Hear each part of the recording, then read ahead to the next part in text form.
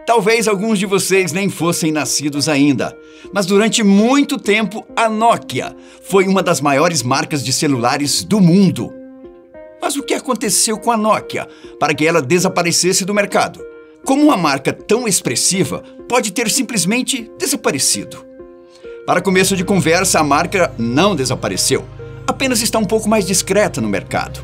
Só que para você entender exatamente como a Nokia quase fechou as portas, vamos para o início dessa história.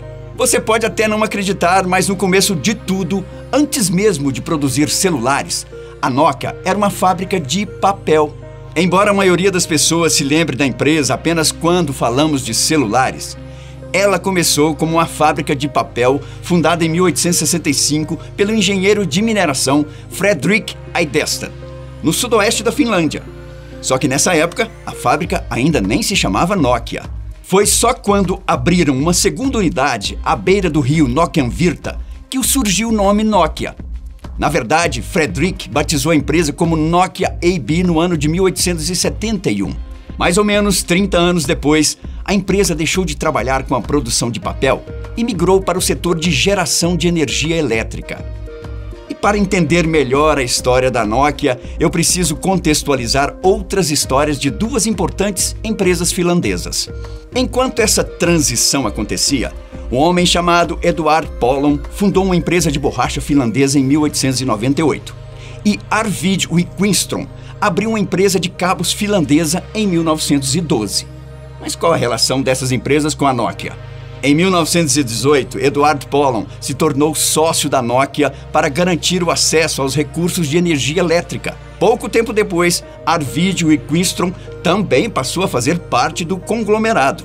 Embora as três empresas fossem de propriedade conjunta, continuaram a trabalhar de forma independente até 1967, quando foram fundidas e, finalmente, nasceu a Nokia Corporation.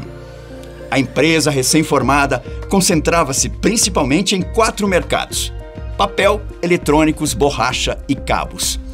A fábrica produzia produtos como papel higiênico, pneus de bicicleta e de carro, calçados de borracha, TVs, cabos de comunicação, equipamentos militares, entre outras coisas.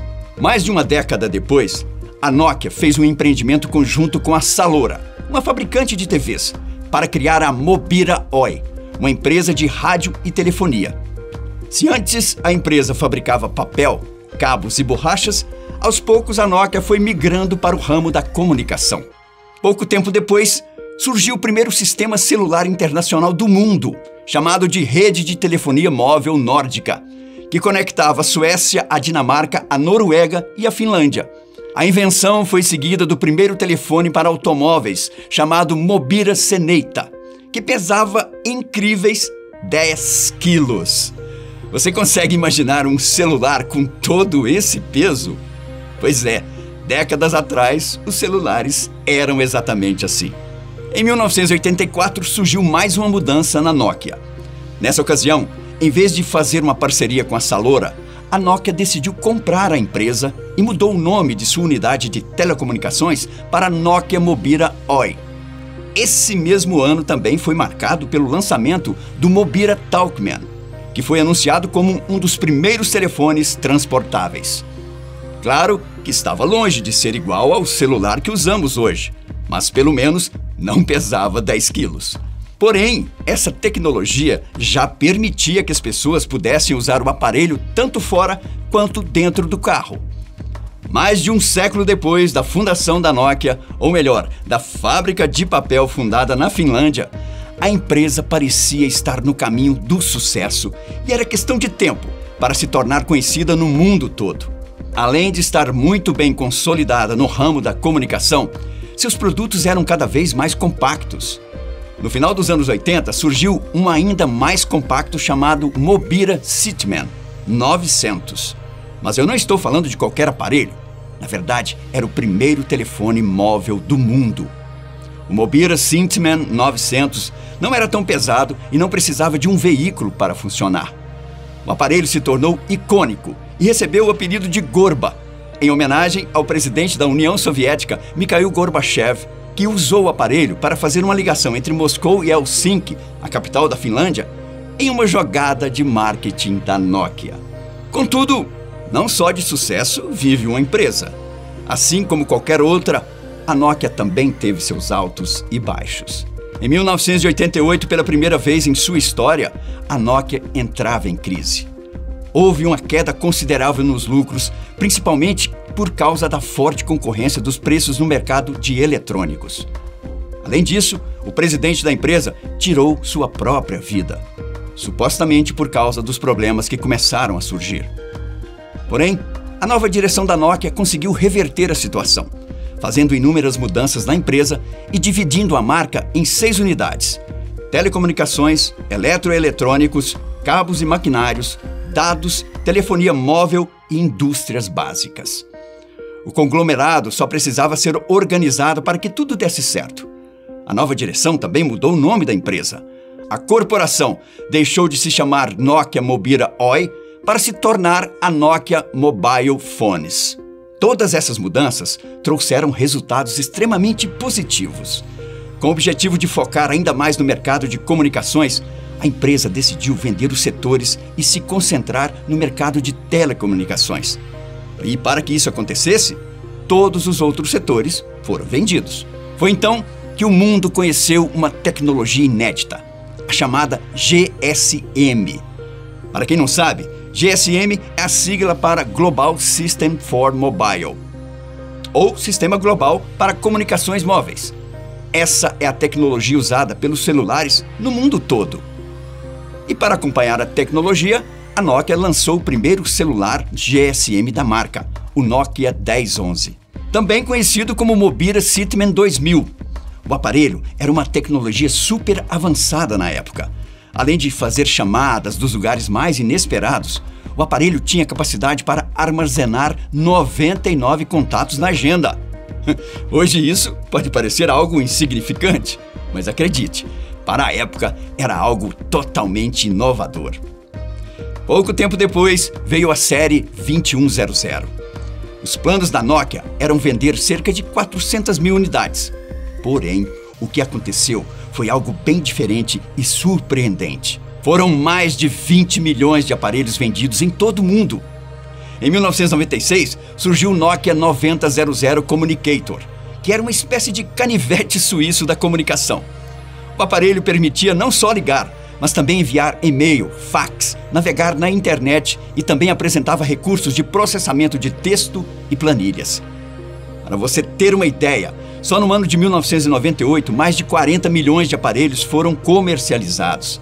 Esse sucesso de vendas fez a Nokia superar seu maior concorrente, a Motorola, se tornando a maior fabricante de celulares do planeta. Você se lembra do famoso jogo da cobrinha, também conhecido por muitos como o jogo da serpente? Pois é, ele surgiu no Nokia 6110, que também foi um sucesso de vendas. Depois vieram dezenas de modelos com variadas cores e recursos, como os modelos 3210, 3320 e 1100, que fizeram parte da vida de muitos brasileiros. Também surgiram os modelos que começaram a vir com uma câmera acoplada, além de aparelhos com display colorido, o que era algo surpreendente para a época. Mas como eu disse anteriormente, toda empresa passa por seus altos e baixos. E em 2001, a Nokia enfrentou uma nova crise. A marca já mostrava que não conseguiria acompanhar as mudanças no ramo, principalmente por causa da desaceleração do mercado de telefonia móvel. Anos depois, em 2007, houve um recall de baterias que causou um enorme prejuízo. No ano seguinte, o sistema operacional Android se tornou extremamente popular e em 2009, cerca de 1.700 funcionários da Nokia foram demitidos. O Symbian, o sistema operacional da Nokia, já não conseguia competir com o Android e o iOS. Bom, mas quando tudo parecia perdido, a Nokia tentou dar a volta por cima mais uma vez. Para entrar de cabeça no mercado de smartphones, toda a divisão mobile foi comprada pela Microsoft. Até apareceram alguns aparelhos da Nokia, todos com sistema operacional Windows Phone, mas não fizeram o mesmo sucesso de antes. Por volta de 2017, tentaram reviver a empresa, lançando smartphones inspirados em modelos antigos, dessa vez com o sistema operacional Android. Só que, como você deve imaginar, também não obteve sucesso. Mas então quer dizer que a empresa simplesmente fechou as portas? As últimas notícias que conseguimos encontrar sobre a Nokia são de fevereiro deste ano. Segundo uma matéria da Tech Tudo, a HMD Global, responsável pelos telefones da Nokia, apresentou 4 novos celulares ao mercado brasileiro: o Nokia G11 Plus, o Nokia C21 Plus e Nokia C2 segunda geração, além do Nokia 105, aparelho básico que retoma os moldes de telefones mais antigos. Ou seja, a Nokia está presente no mercado, mas infelizmente não faz o mesmo sucesso que já fez no passado. Muitos acham que a empresa chegou ao fim pelo fato de a marca não conseguir acompanhar a revolução dos smartphones. E quando finalmente o fez, cometeu muitos erros. Podemos dizer que a Nokia não falhou porque não procurou mudança, pois, como você pôde ver, foram feitas muitas mudanças ao longo dos anos. O problema é que essas mudanças eram opostas ao que o Android e o iOS estavam fazendo. Infelizmente, ou felizmente para os concorrentes, a empresa acabou ficando para trás.